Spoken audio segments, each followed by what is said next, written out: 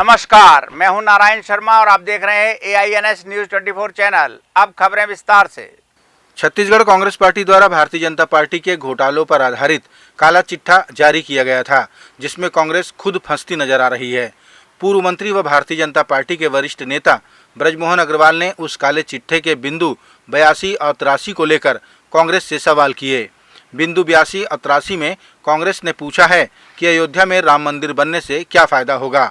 इसे लेकर पूर्व मंत्री ने कहा कि कांग्रेस का असली चेहरा सामने आ गया है। इनका राम वन पथ गमन परिपथ और गायों के संवर्धन और गोबर सब ढकोसला है। अभी 2 दिन पहले कांग्रेस पार्टी ने भाजपा का एक काला चिट्ठा जारी किया है।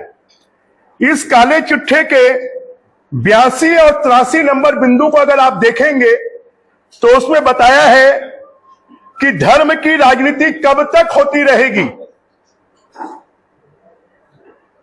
मैं कांग्रेस पार्टी से पूछना चाहता हूं कि 2019 के चुनावों को तक राम मंदिर का निर्माण रोकने की मांग करने वाले कौन से पार्टी के लोग थे? धर्म की राजनीति की शुरुआत किसने की थी? जरा इस बात को कांग्रेस पार्टी को सामने लाना चाहिए। क्या राम मंदिर बन जाने से युवाओं को नौकरी, शिक्षा और बेटियों को सुरक्षा मिल जाएगी? इससे यह बात साबित हो गई है कि छत्तीसगढ़ की कांग्रेस पार्टी और केंद्र की कांग्रेस पार्टी के इशारे पर जो प्रभु राम वन गमन की बात, पथ की बात करते हैं, जो गायों के गोबर बेचने की बात करते हैं, वो कालनेमी के रूप में छत्तीसगढ़ की हनुमान रूपी जनता को भरमाने की कोशिश कर रहे हैं। इनका काला चेहरा सबके सामने आ गया है कि ये ना राम वन गमन पथ के प्रति इनका कोई लगाव है, ना माता कौशल्या की जन्मभूमि के प्रति इनका लगाव है। इनका लगाव है तो खाली वोट बैंक की राजनीति के लिए है और एक वर्ग विशेष के वोट को लेने के लिए ये राजनीति कर रहे हैं। शनिवार को हुए युवा मितान उत्सव की सफलता का ढोल कांग्रेस पीट रही है, लेकिन उत्सव की ये तस्वीरें कुछ और ही बयां कर रही हैं, जिसमें सभा स्थल पर आए लोग और राजीव युवा मितान क्लब की टी-शर्ट पहने सदस्य खाने पीने की चीज़ों की लूटमार करते नजर आ रहे हैं। ये नज़ारा सभा स्थल के पीछे का है, जहां पहले से पानी की बोतलों के बॉक्स बड़ी मात्रा में रखे हुए हैं और सभा में लोग गर्मी से परेशान व प्यासे नजर आते रहे।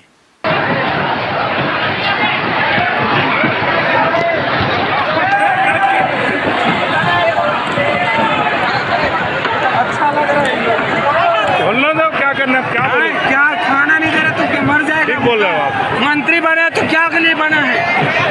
यही सब नेता लोग का, यही सब नेता लोग भूख में मार रहे और क्या करेगा? पानी के लिए तरस रहे, खाना दे रहे तो पानी नहीं दे रहे। बोलता है क्या करोगे, ये करोगे, वो करोगे, बोलते हैं। कौन सहन करेगा?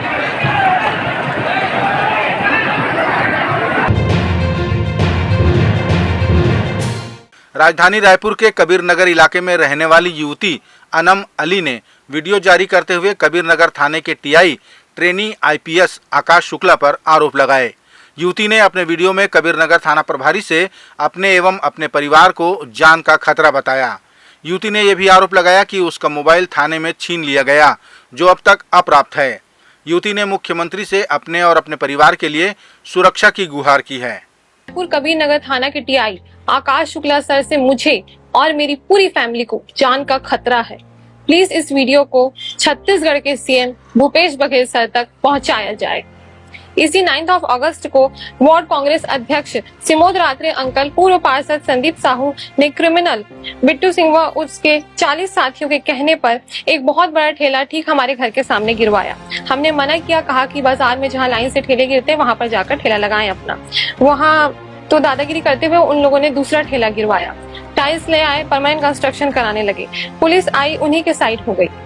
मैं और मेरी मम्मा 22 अगस्त को, अभी ट्यूसडे को, कबीर नगर थाना टीआई सर को SI के पैसे लेने वाले प्रूफ दिखाने वाला वीडियो मेरे मोबाइल में जो लेकर गए, तो टीआई आकाश शुक्ला सर ने ट्रिकली मेरा मोबाइल छीन लिया, मुझे गालियां दी, धक्का दिलवाया, प्रूफ मिटाने के लिए मेरा मोबाइल छीन लिया। मेरा न्यू एक्सपेंसिव मोबाइल जो लॉक भी नहीं था, आप उनके सीसीटीवी में चेक कर सकते हैं, जिसमें मेरे सारे bank account details, passwords, PAN card, Aadhaar card details, मेरे फोटोज, मेरे एजुकेशन के नोट्स, मैं कांग्रेस के लिए वीडियोस बनाती हूँ जो वायरल होते रहते हैं, उन सभी के कंटेंट्स और मेरे अपकमिंग वीडियो के कंटेंट्स, उन्हीं के स्टाफ के अगेंस्ट पैसे लेने वाले वीडियो, इस मैटर से रिलेटेड बहुत सारे प्रूफ्स थे, इलीगल वो रख लिए हैं अपने पास और उसे मिसयूज कर रहे होंगे। कबीरनगर थाना प्रभारी आकाश शुक्ला ने युवती के आरोप को बेबुनियाद बताते हुए उसका मोबाइल छीने जाने से भी इनकार किया। थाना प्रभारी के अनुसार युवती अपना मोबाइल थाने में भूलकर चली गई थी, जिसे युवती के पास भिजवा दिया गया। छत्तीसगढ़ कांग्रेस के मुख्यालय राजीव भवन में कांग्रेस पार्टी की विस्तारित बैठक आयोजित की गई, जिसमें कई मुद्दों पर चर्चा की गई। टिकट वितरण से लेकर दावेदारों की लंबी फहरिस्त में विचार करने की प्रतिक्रिया से लेकर अंतिम फैसले को लेकर भी चर्चा की गई। सूत्रों से प्राप्त जानकारी के अनुसार जब ये बैठक राजीव भवन के अंदर चल रही थी, तब बाहर कार्यकर्ता नवागढ़ से गुरु रुद्र कुमार की दावेदारी का विरोध करते नजर आए। कांग्रेस के आरोप कि भाजपा धर्म पर राजनीति करती है, इस पर पूर्व मंत्री ब्रजमोहन अग्रवाल ने कहा कि हाँ, भारतीय जनता पार्टी धर्म की राजनीति करती है, लेकिन धर्म सिर्फ एक नहीं होता। धर्म का मतलब जिसे आप अपना सकें, जिसे आप निभा सकें। पूर्व मंत्री ने कहा कि कांग्रेस में इतने बड़े बड़े नेता हैं, लेकिन उन्हें धर्म का अर्थ ही नहीं मालूम। हाँ, हम धर्म के नाम पे राजनीति करते हैं। धर्म का अर्थ होता है सत्य। धर्म का अर्थ होता है जिसको आप अपना सकें, जिसको आप निभा सकें। धर्म का अर्थ होता है कि आप जिसको जीवन जीने से, जिसके आधार पर आपको सुख मिलता है, आपको शांति मिलती है, आपको समृद्धि मिलती है।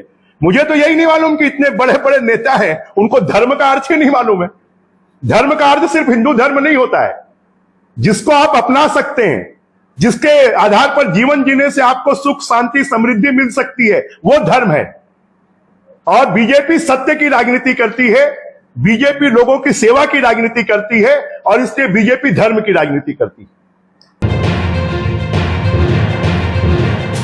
छत्तीसगढ़ में सीधी भर्ती प्राप्त करने वालों के वेतन में 3 साल तक कटौती की जाती थी, जिसके अनुसार पहले साल 70%, दूसरे साल 80% और तीसरे साल 90% वेतन दिया जाता था।